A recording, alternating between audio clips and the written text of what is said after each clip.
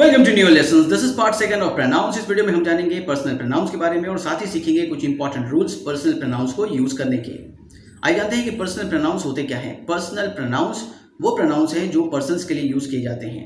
Persons तीन तरह के होते हैं, फर्स्ट पर्सन, सेकंड पर्सन और थर्ड पर्सन। फर्स्ट पर्सन वो है जो स्पीकर है and the person spoken two is the second person, और थर्ड पर्सन वो है जिसके बारे में बात हो रही है। अब इस चार्ट को देखिए। इस चार्ट में आपको अच्छी तरह से समझ आ जाएगा कि कौन सा प्रोनाउन किस पर्सन के लिए, किस नंबर में, किस केस में यूज़ किया जाता है। अगर फर्स्ट पर्सन है और सिंगुलर नंबर है तो आई यूज़ किया जाएगा, और प्लूरल नंबर है तो वी सब्जेक्टिव केस में। लेकिन ऑब्जेक्टिव केस में मी और अस यूज़ किया जाता है। उसके बाद यू सेकेंड पर्सन होता है जो कि हर केस, हर नंबर और हर जेंडर के लिए एक जैसा है। थर्ड पर्सन में ही masculine number, masculine singular number के लिए यूज़ किया जाता है सब्जेक्टिव केस में, और शी जो है वो फेमिनिन जेंडर के लिए सिंगुलर नंबर के लिए सब्जेक्टिव केस में यूज़ किया जाता है, और इट यूज़ किया जाता है न्यूट्रल जेंडर के लिए सिंगुलर नंबर के लिए। ही और शी जो है वो हिम और हर हो जाते हैं ऑब्जेक्टिव केस में, लेकिन इट जो है वो इट ही रहता है ऑब्जेक्टिव केस में भी, यू के जैसा ही। अब प्लूरल नंबर की तरफ आते हैं तो प्लूरल नंबर जो है थर्ड पर्सन का वो तीनों ही जेंडर के लिए दे होता है, और इसका ऑब्जेक्टिव केस देम होता है। बीच में जो एक एक्स्ट्रा कॉलम आपको दिख रहा है लाइट ब्लू, वो है पॉजिटिव केस। ये अलग एक पॉजिटिव प्रोनाउंस है, प्रोनाउंस के अलग एक कैटेगरी है, अलग एक टाइप है जो हम अगले वीडियो में बात करेंगे। अब बढ़ते हैं इंपॉर्टेंट रूल्स की तरफ। तो इंपॉर्टेंट रूल्स में जो पहला रूल है वो ये है कि आप पर्सनल प्रोनाउन को सब्जेक्टिव केस में यूज़ करेंगे अगर आप उसको सब्जेक्ट के रूप में यूज़ कर रहे हैं। और अगर किसी वर्ब या किसी प्रीपोजिशन या किसी दूसरे पार्टिसिपल या जेरेंड का ऑब्जेक्ट बना रहे हैं उस पर्सनल प्रोनाउन को, तो आप उसे ऑब्जेक्टिव केस में यूज़ करेंगे। जैसे इन एग्जाम्पल्स को देखिए, ही और शी हेल्प्स मी। इसमें ही और शी जो है वो सब्जेक्टिव केस में है क्योंकि वो सब्जेक्ट है, और मी उस सेंटेंस का ऑब्जेक्ट है, उस वर्ब का, इसलिए वो ऑब्जेक्टिव केस में है। उसी तरह से आई रोट हिम और हर अ लेटर, इसमें भी आई सब्जेक्टिव केस है जबकि हिम और हर जो है वो ऑब्जेक्टिव केस है। उसी तरह से we are playing, he teachers us, और जो लास्ट एग्जांपल है कि having seen me they stop talking, इसमें भी दो प्रोनाउंस आपको दिख रहे हैं, अंडरलाइन भी हैं। एक है सब्जेक्टिव केस में दे, लेकिन ठीक उससे पहले एक प्रोनाउन है जो ऑब्जेक्टिव केस में है। ऐसा इसलिए है क्योंकि मी जो है वो एक पार्टिसिपल का हिस्सा है, और पार्टिसिपल का जो वर्ब है उसका वो ऑब्जेक्ट है, सीन का ऑब्जेक्ट है।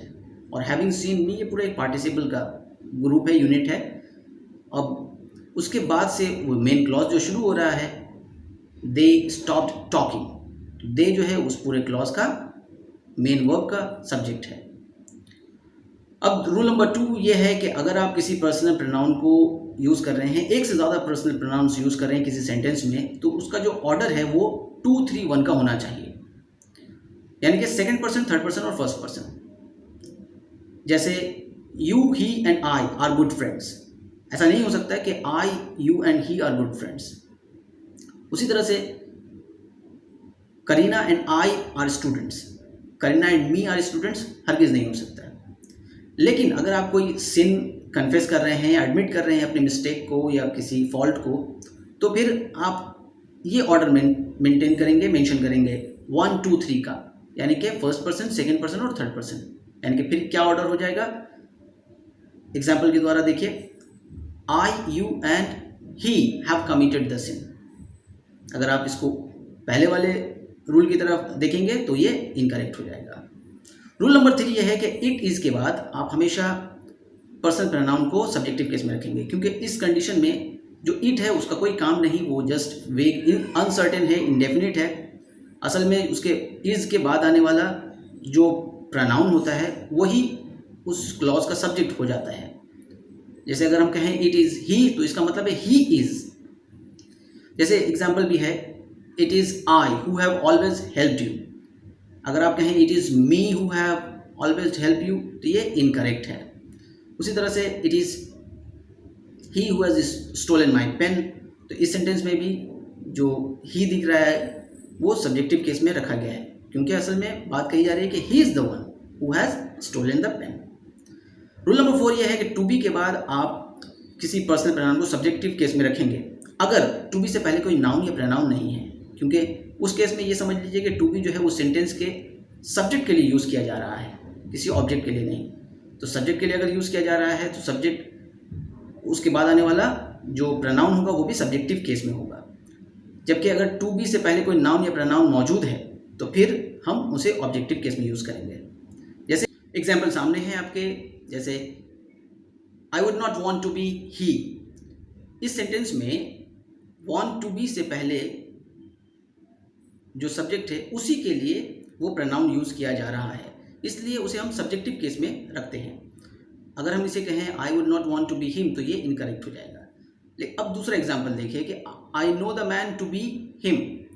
इस सेंटेंस में हमने हिम यूज़ किया है वो और करेक्ट है, क्योंकि टू बी से पहले एक नाउन यूज़ किया गया है द मैन। अब इशारा जो है वो टू बी का उस ऑब्जेक्ट की तरफ है, द मैन की तरफ। द मैन उस सेंटेंस का ऑब्जेक्ट है, वर्ब का, इसलिए टू बी के बाद आने वाला प्रोनाउन भी ऑब्जेक्टिव केस में यूज़ किया जा रहा है। अब बढ़ते हैं रूल नंबर 5 की तरफ। रूल नंबर 5 ये है कि आप लेट के बाद किसी पर्सनल प्रोनाउन को ऑब्जेक्टिव केस में हमेशा रखेंगे, और अगर किसी प्रीपोजिशन को यूज़ कर रहे हैं पर्सनल प्रोनाउन से पहले तो फिर वो पर्सनल प्रोनाउन भी ऑब्जेक्टिव केस में यूज़ किया जाएगा। एक्सेप्शन है एक वर्ड का, वो है बट। बट के बाद आप सब्जेक्टिव केस अमूमन यूज़ करें, क्योंकि यही सही माना जाता है ग्रामेरियंस के नज़दीक। अब इन एग्जाम्पल्स को देखिए। लेट ही स्पीक, ये गलत हो जाएगा, इसकी जगह क्या होना चाहिए, लेट हिम स्पीक। उसी तरह से there is a conflict between he and me, तो ये इनकरेक्ट हो जाएगा। इसके लिए क्या होना चाहिए, there is a conflict between him and me. अब एक और एग्जाम्पल देखिए, आपके स्क्रीन के सामने है कि everybody but she knew the answers. But के बाद शी यूज़ किया गया है, जो कि करेक्ट है। अगर एक और एग्जाम्पल देखें कि एवरीबडी एक्सेप्ट हर, इस सेंटेंस में एक्सेप्ट यूज़ किया गया है तो हर यूज़ किया गया है, अब ये भी करेक्ट है। अब बढ़ते हैं रूल नंबर 6 की तरफ। रूल नंबर 6 ये है कि अगर आप कंपैरिजन कर रहे हैं तो कंपैरिजन हमेशा सब्जेक्ट टू सब्जेक्ट और ऑब्जेक्ट टू ऑब्जेक्ट होना चाहिए। देन के बाद आने वाला प्रोनाउन सब्जेक्टिव केस में होगा अगर उसकी तुलना सब्जेक्ट के साथ की जाए, और अगर उसकी तुलना ऑब्जेक्ट के साथ की जा रही है तो वो ऑब्जेक्टिव केस में होना चाहिए। जैसे इन एग्जाम्पल्स को देखिए कि he is better than she. She की तुलना जो है वो एक सब्जेक्ट के साथ है, इसलिए शी को सब्जेक्टिव केस में रखा गया। जबकि दूसरा जो एग्जाम्पल है, he respects you more than me, इसका मतलब यह है कि वो मेरी जितनी इज्जत करता है उससे ज़्यादा तुम्हारी इज्जत करता है, यानी कि तुलना जो है वो ऑब्जेक्ट के बीच में है, यू एंड मी के बीच में, इसलिए ये करेक्ट है। अगर इसे कहा जाए यू एंड आई तो ये इनकरेक्ट हो जाएगा, क्योंकि अगर आप तुलना कर रहे हैं ऑब्जेक्ट्स के साथ देन के बाद आने वाले प्रोनाउन की, तो वो ऑब्जेक्टिव केस में होना चाहिए। सब्जेक्टिव केस में अगर आई यूज़ करेंगे तो वो इनकरेक्ट हो जाएगा, या तो फिर मीनिंग ही बदल जाता है।